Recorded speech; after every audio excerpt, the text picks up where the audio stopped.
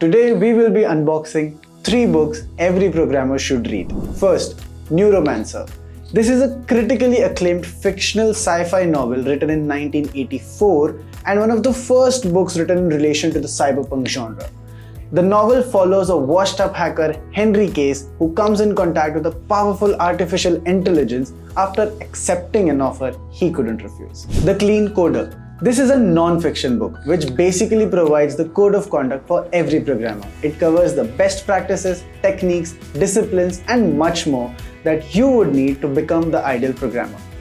The Pragmatic Programmer. This book encourages you to treat programming as an art where you strive to sculpt your own masterpieces instead of treating it as just another monotonous job. The book will give you tips on how to become a better programmer and maximize the joy of programming.